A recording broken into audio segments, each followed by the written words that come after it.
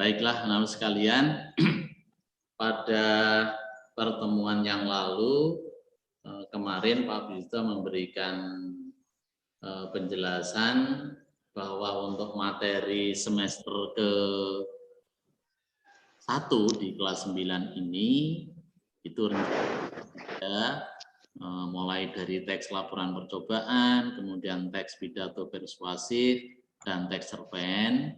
Sebenarnya dari program pemerintah di masa pandemi ini, materi kamu itu sebenarnya hanya 2, yaitu teks pidato persuasif dan teks cerpen. Nah, kemarin Bapak Ibu Guru Bahasa Indonesia bertemu membahas tentang materi ini, sehingga supaya antara kelas A, B, C, D, E, F, G, sampai H itu semuanya nanti materinya sama, kami kompromi bahwa materinya sementara yang pertama pidato persuasif dulu, kemudian nanti baru tambahan teks cerpen, jika nanti memungkinkan akan ditambah teks laporan percobaan. Sehingga sementara hari ini kita memulainya dari teks yang pertama dulu, yaitu teks pidato persuasif. Bisa dilihat ya, Nana? Bisa kelihatan di tempat kamu? Bisa ya? Bisa. Oke, sambil disiapkan catatannya. Kompetensi dasar atau KD yang akan kita diskusikan pada pertemuan hari ini, yaitu tentang menelaah struktur dan ciri kebahasaan pidato persuasif tentang permasalahan aktual yang didengar dan dibaca. Jadi intinya hari ini mungkin ditambah beberapa pertemuan besok, kita akan mendalami KD 31, yaitu menelaah struktur dan kebahasaan khususnya teks pidato persuasif. Materi ini di kelas 7 atau di kelas 8 kalian belum pernah, jadi memang materi ini khusus untuk kelas 9, yaitu tentang pidato persuasif.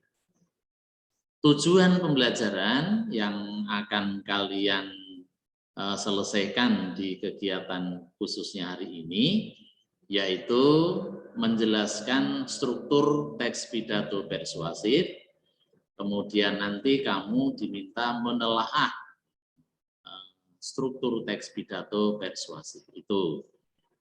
Jadi kamu harus tahu kira-kira struktur teks pidato persuasif itu apa saja, kemudian nanti jika kalian menjumpai teks pidato atau ketika nanti ada orang tampil berpidato, itu kamu harus bisa menangkap di penampilan pidatonya itu kira-kira strukturnya meliputi apa saja. Nah, itu intinya hari ini 2 hal itu yang akan kita selesaikan. Anak-anak, yang namanya pidato itu pasti tidak asing. Hampir semuanya sudah mengenal, atau bahkan semuanya sudah mengenal.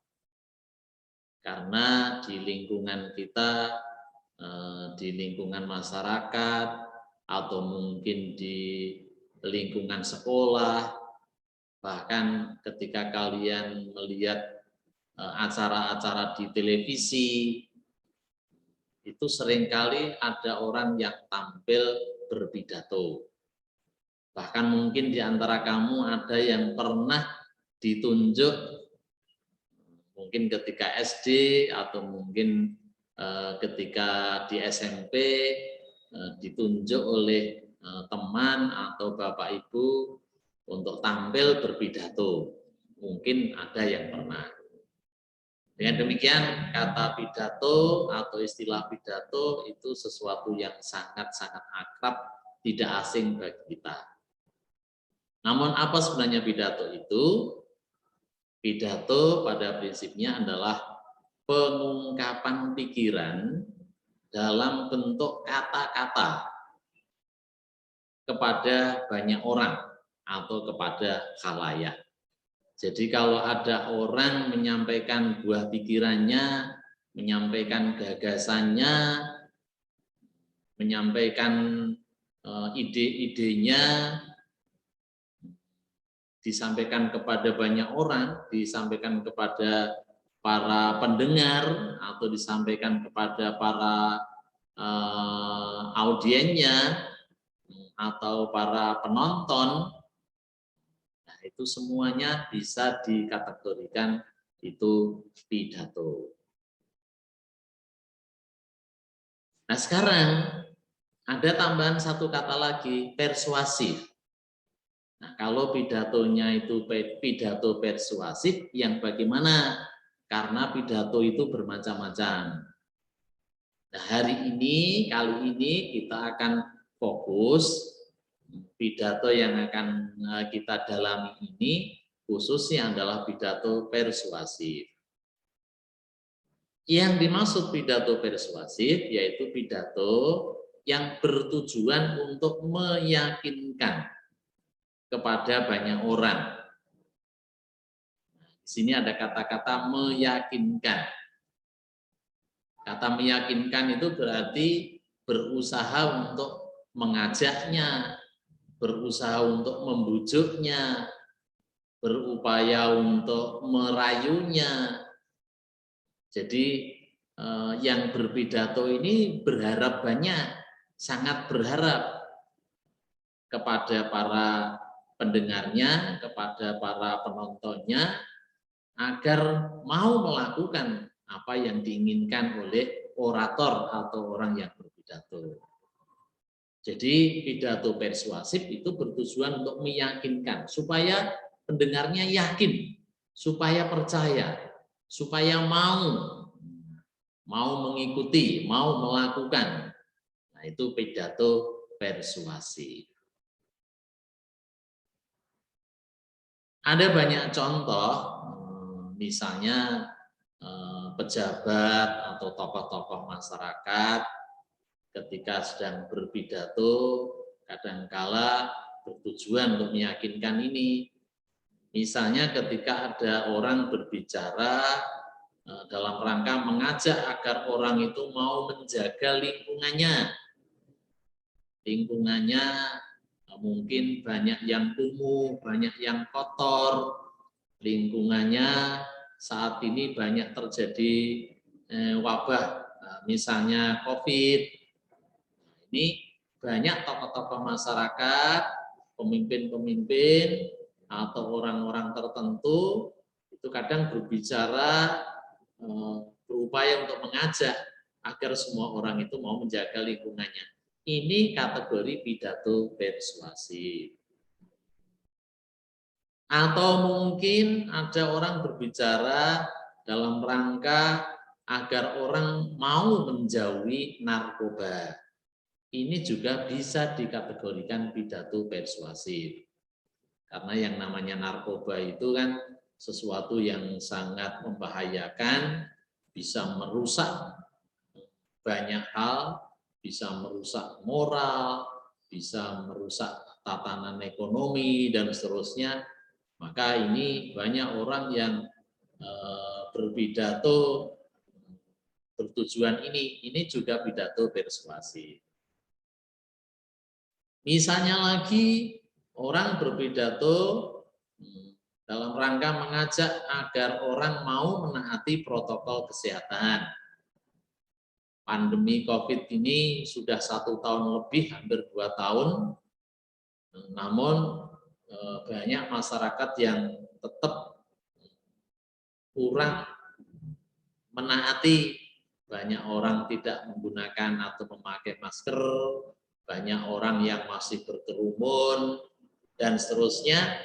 Nah, itu sehingga perlu mungkin tokoh-tokoh masyarakat, pemimpin-pemimpin atau petugas-petugas tertentu itu seringkali berpidato mengajak agar mau menaati kesehatan. Ini juga pidato persuasif. Atau pidato-pidato yang lain di tempat kamu, di lingkungan daerahmu, di desamu, saya pikir banyak orang-orang yang seringkali berpidato bernada persuasif, bernada untuk meyakinkan agar orang mau melakukan. Terutama para ustadz, para kiai, itu banyak unsur persuasifnya. Karena kiai-kiai itu kan seringkali mengajak agar semua orang mau melakukan kegiatan ibadahnya berjalan dengan sebaik-baiknya. Itu juga pidato persuasif. Jadi banyak sekali. Nah, bagaimana cara memersuasi? Artinya ketika kamu sedang berpidato dan pidatomu nanti akan pidato persuasif, sebagai pembicara bagaimana caramu agar bisa memersuasi, bisa meyakinkan pendengarnya itu mau melakukan. Nah, ada 3 cara. Yang pertama dengan cara etika. Etika yaitu menggunakan pertimbangan baik buruk, kesopanan, menggunakan pertimbangan moral. Nah, ini semuanya cara memersuasi, cara membujuk dengan menggunakan dasar etika. Kalau orang diberi penjelasan tentang narkoba misalnya, kemudian baik buruknya narkoba itu seperti apa, itu disampaikan. Nah, itu harapannya orang akhirnya mau menjaga diri agar tidak mengonsumsi narkoba misalnya. Nah, itu berarti etika. Yang kedua, emosi. Emosi itu perasaan. Jadi orang berpidato meyakinkan pendengarnya, tapi pendekatan yang dipakai itu emosi. Emosi itu bukan berarti marah loh, karena jadi kata emosi itu artinya perasaan. Orang seringkali salah mengartikan kalau mendengar kata-kata emosi itu selalu diartikan emosi itu marah. Padahal sebenarnya emosi itu artinya perasaan. Ya bisa perasaan marah, bisa perasaan senang, bisa perasaan sedih. Nah, itu emosi namanya. Menggugah perasaan. Jadi orang berbicara tetapi berupaya agar perasaan para pendengarnya itu disentuh supaya tergugah perasaannya. Nah, itu dengan berbagai kalimat yang benar-benar menyentuh hatinya, itu emosi. Sedangkan cara memersuasi yang ketiga menggunakan logika. Logika itu akal, menggunakan nalar. Jadi orang-orang yang pandai, orang-orang pintar, itu seringkali supaya mau mengikuti, maka pembicara ya lebih banyak menggunakan dasar nalar, logika, supaya lebih konkret bisa diterima. Ini 3 cara. Nah, ini ada contoh cuplikan pidato, dan saya berharap anak-anak nanti bisa mencoba untuk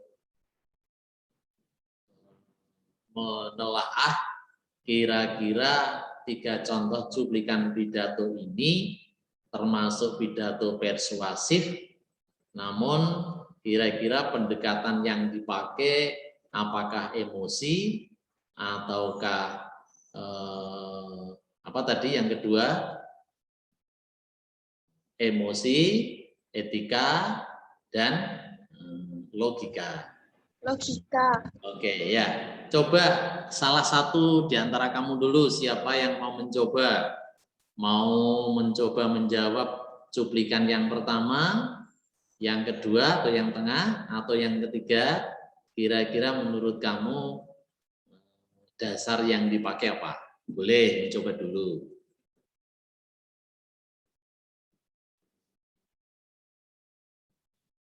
Yang pertama, coba pikirkan jutaan hewan yang kehilangan rumahnya setiap hari akibat pohon yang ditebang. Jika daur ulang berkelanjutan, kita dapat menyelamatkan banyak hutan yang indah. Misalnya ada orang berpidato menyampaikan pernyataan begitu. Kira-kira ini pendekatannya apa? Cara mengekspresinya. Zuan Farel mungkin pendapatnya? Emosi, Pak. Emosi. Kira-kira mengapa Zuan Farel? Menurut kamu bahwa ini pendekatan emosi? Mengapa? Pertimbangannya apa? Pakai perasaan, Pak. Pakai perasaan. Khususnya kalimat-kalimat mana yang menurut kamu itu berupaya menggugah perasaannya? Kalimat yang mana? Bayangkan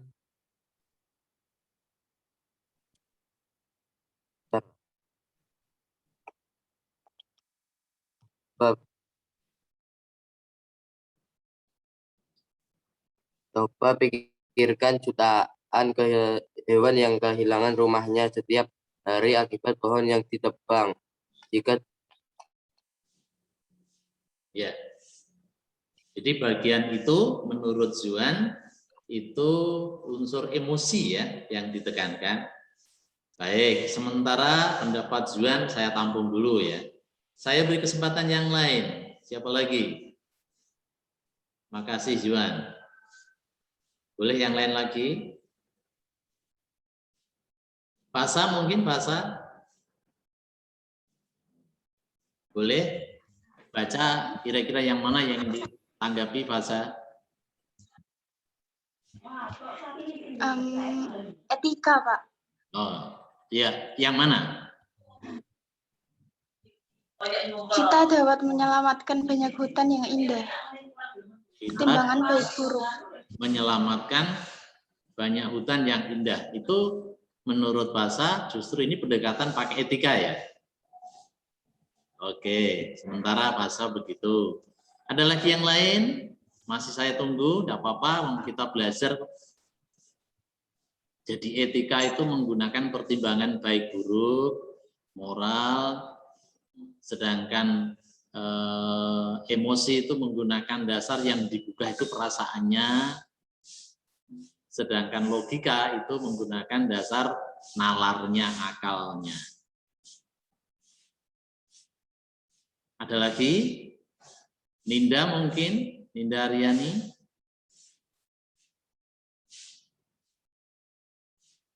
Oke, baik.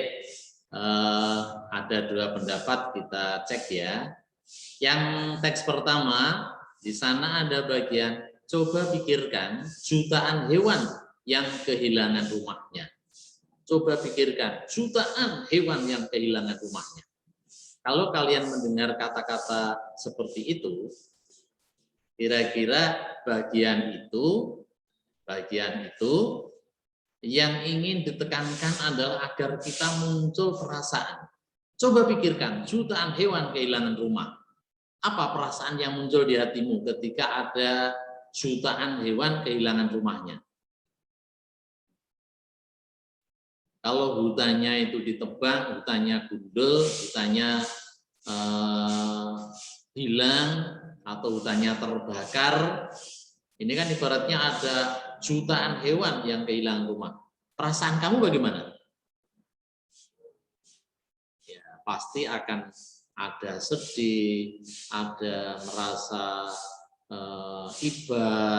Maka di sini kalimat ini itu yang ingin disentuh adalah perasaan. Maka ini emosi.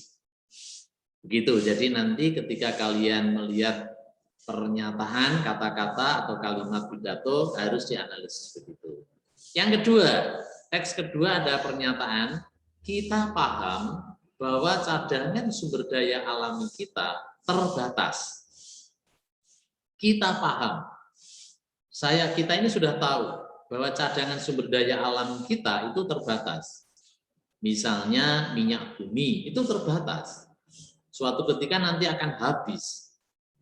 Sehingga mungkin kalau kita selalu menggantungkan pada sumber daya alam, ya kita nanti akan kelaparan juga, akan bermasalah.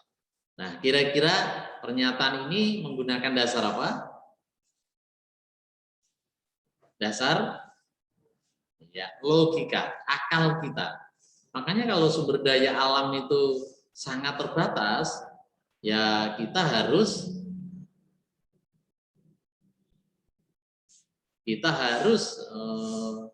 berupaya untuk membatasi penggunaan dan seterusnya. Saya lanjut, daur ulang adalah hal benar yang kita lakukan. Ini menggunakan dasar etika. Jadi hal benar, pertimbangan baik buruk, benar dan salah itu etika. Jadi ini anak sekalian contoh kalimat dari pidato yang tujuannya memersuasi, meyakinkan, tapi cara memersuasi itu bermacam-macam. Bisa menggunakan emosi, menggunakan logika, atau menggunakan etika. Kita lanjut ya. Nah ini intinya struktur teks pidato persuasif. Struktur di kelas 7, kelas 8 Bapak Ibu guru bahasa Indonesia ketika menyampaikan materi teks apapun pasti kalian diajak untuk menelaah strukturnya. Betul ya? Termasuk teks pidato persuasif ini strukturnya ada 3 bagian pokok, ada 3 struktur pokok. Yang pertama pembukaan, yang kedua isi, dan ketiga penutup. Hampir semua teks yang ada, teks pidato khususnya, itu ya selalu meliputi ada pembukaannya, ada isinya, dan ada penutupnya.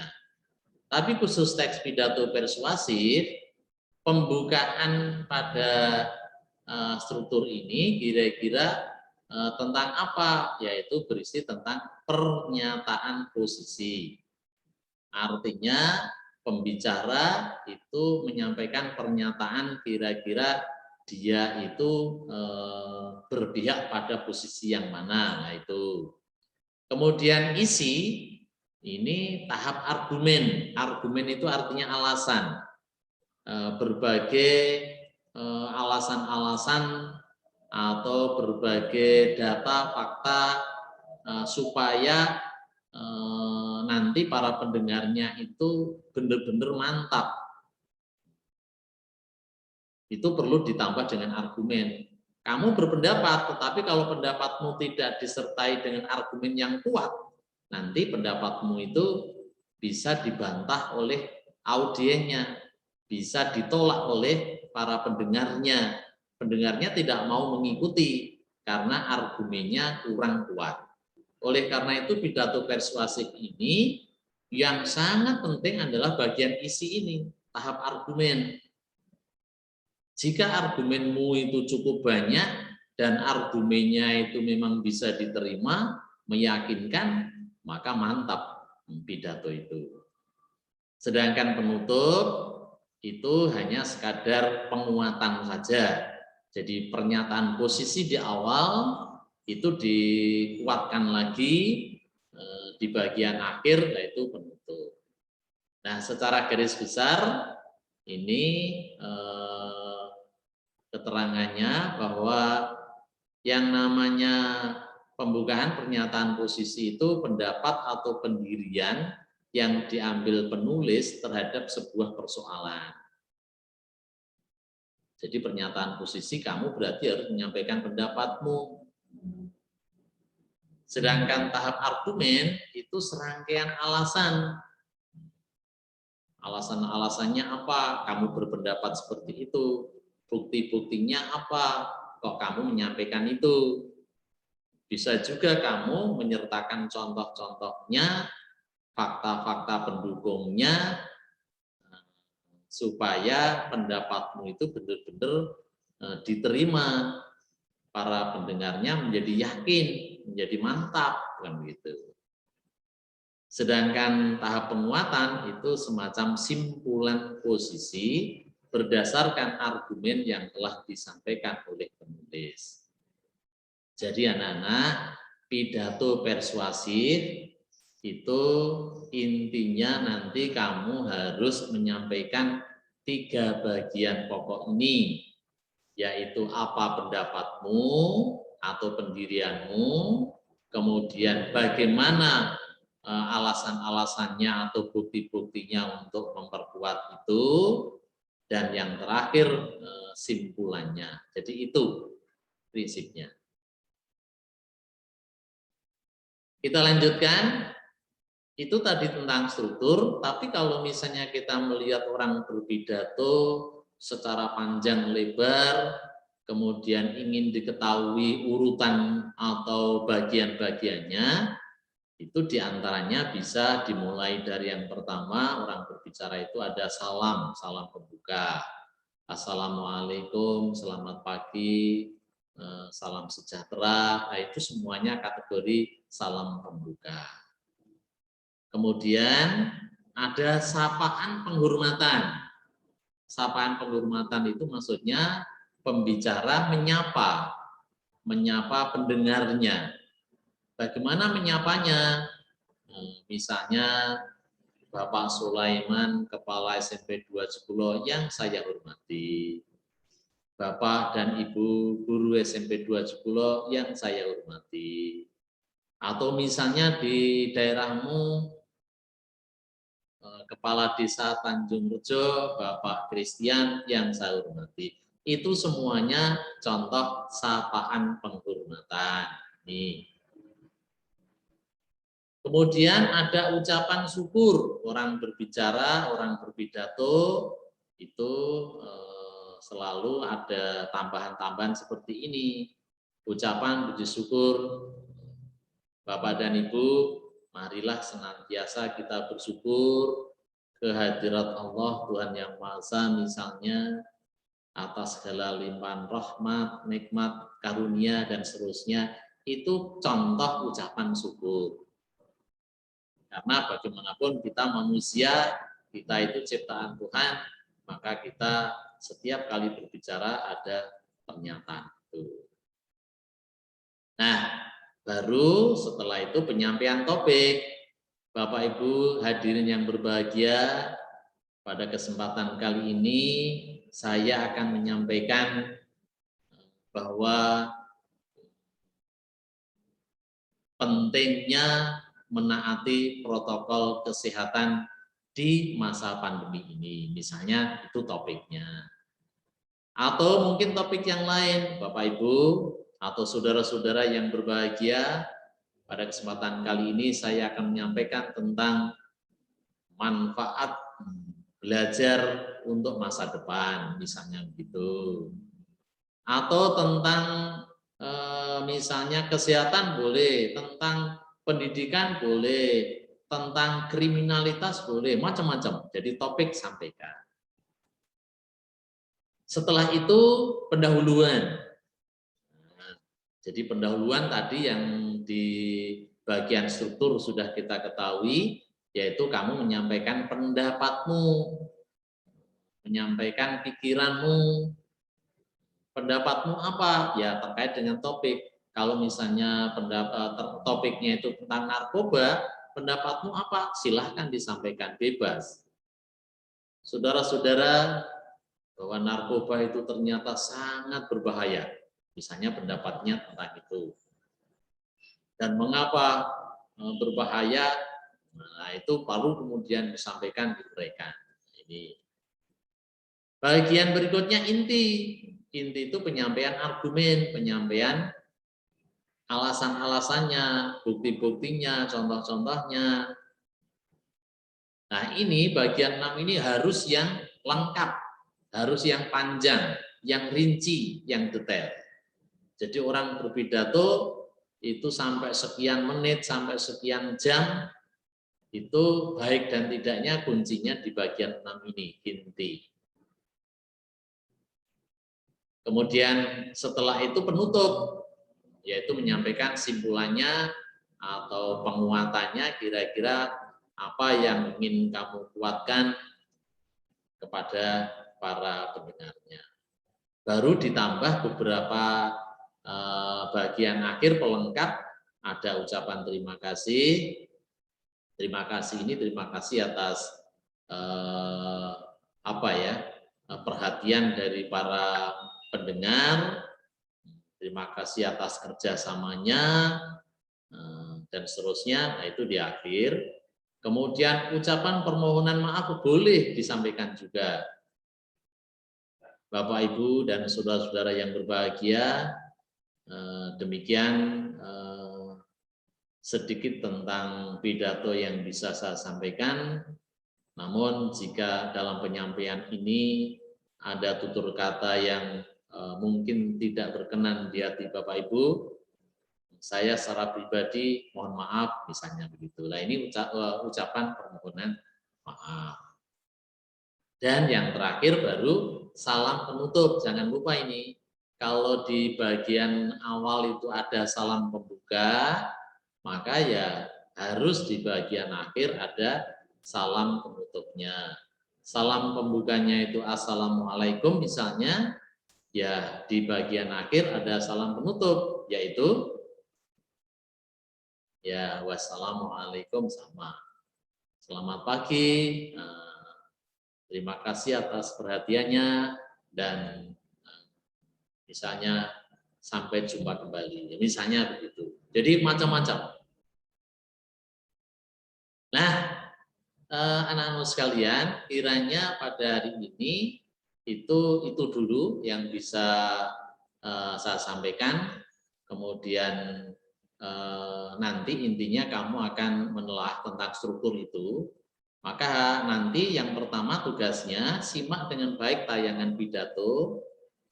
Nanti ada pidato yang harus kamu simak. Kemudian setelah selesai, jawablah pertanyaan berkaitan dengan isi pidato tersebut. Kemudian dalam rangka menjawab itu, kamu tinggal melengkapi tabel untuk menelaah bagian-bagian teks pidato.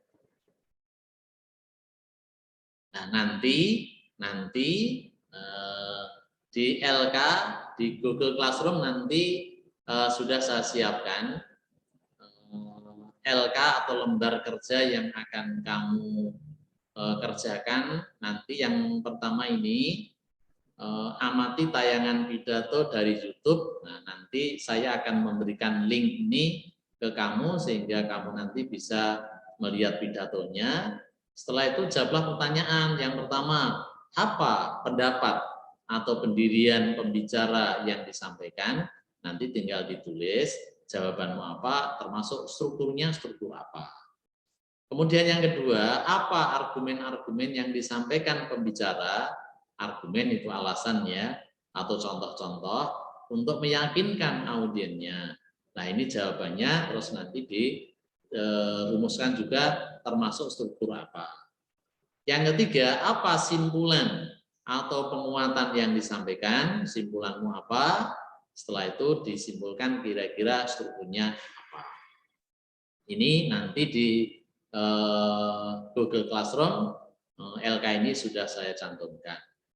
Kemudian nanti setelah itu kalian menjawab di bagian berikutnya, lengkapi tabel berikut untuk menelaah bagian atau unsur pidatonya. Kira-kira salam pembukanya ada tidak? Kalau ada, tuliskan contoh bunyi kalimat salam pembukanya. Kemudian yang kedua, sapaan penghormatan. Ada tidak di pidato itu sapaan penghormatan? Kalau ada ya tulis. Ucapan syukur ada tidak? Kalau ada tulis. Penyampaian topiknya, kemudian pendahuluannya, menyampaikan pendapat atau pendiriannya. Terus argumennya apa saja? Tuliskan. Penutupnya, penguatan, ucapan terima kasih, ucapan permohonan maaf, dan salam penutup. Nah, ini nanti juga kamu tinggal mengisi saja. Itu anak-anak sekalian. Dan nanti kalau ini sudah kamu jawab, nanti kirimkan hasil kerjamu melalui Google Classroom di kelasmu. Jadi nanti akan saya cantumkan di Classroom. Baik, untuk melihat videonya, mungkin saya buka coba videonya.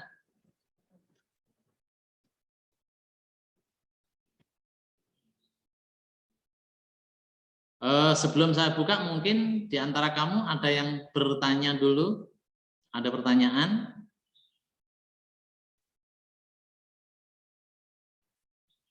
Kalau tidak ada, ini coba diikuti.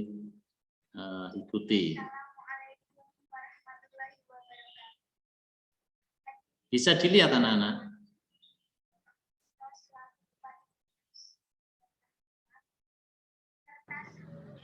Belum, Pak. Belum kelihatan videonya?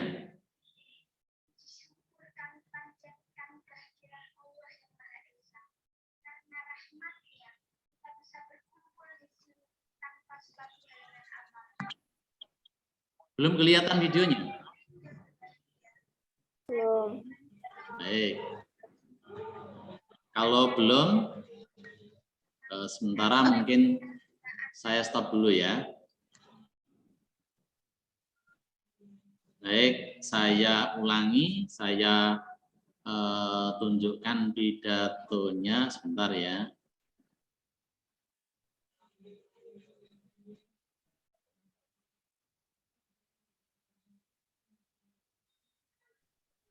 Boleh kalau mungkin ada yang mau bertanya, boleh.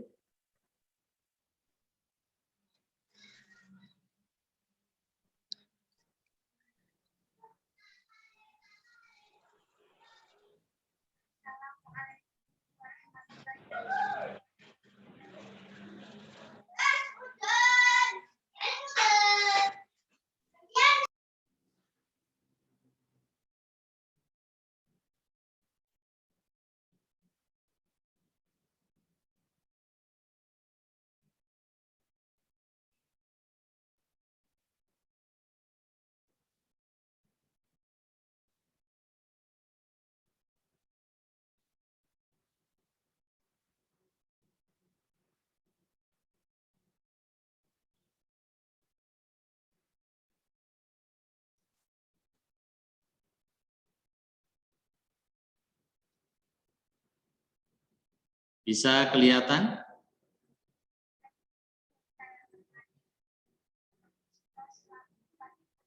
Bisa dilihat?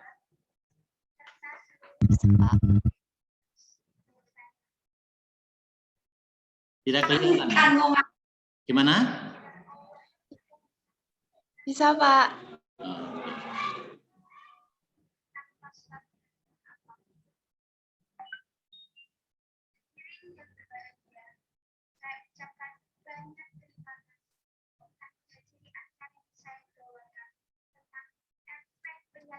Sebentar. Begini anak-anak, nanti video itu kalian bisa melihat di YouTube. Nanti saya share linknya, sehingga nanti dari pidato tersebut kamu mengerjakan atau menjawabnya menggunakan LK yang tadi sudah saya sampaikan.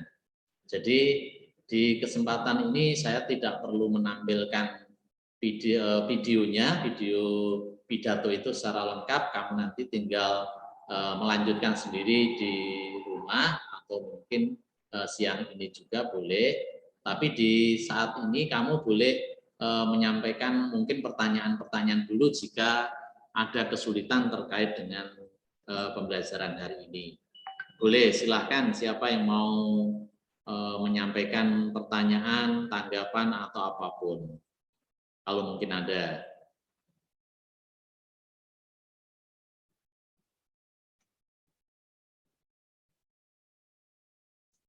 Ada yang mau menyampaikan?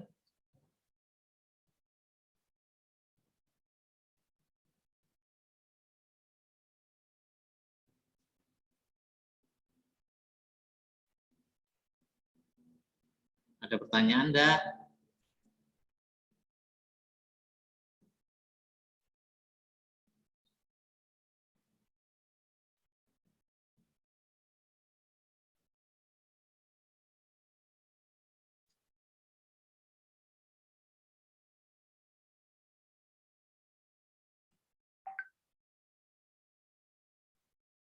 Tidak ada pertanyaan?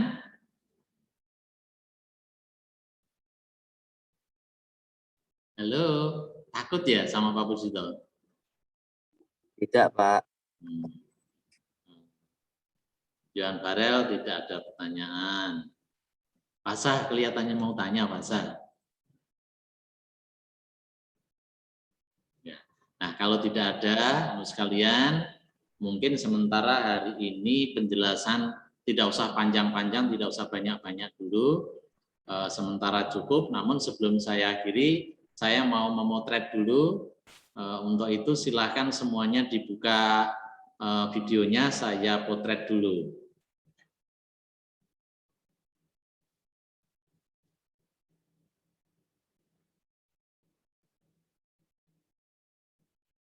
Saya tunggu ya. Pasha sudah, Nisa, Diva, Irhas, Mei, Zuan, Ratna, Ninda, Febri, Anton,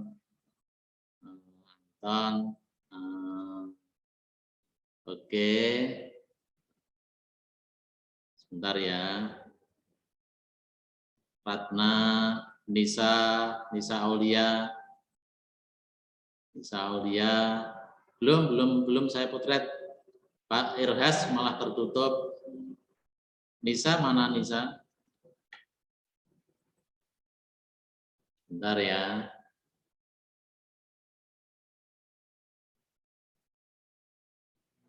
Bentar.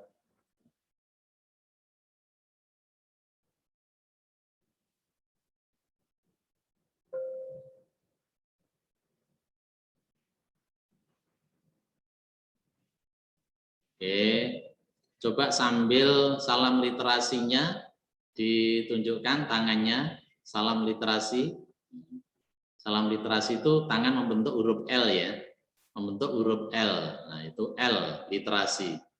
3, 2, sebentar. 3, 2,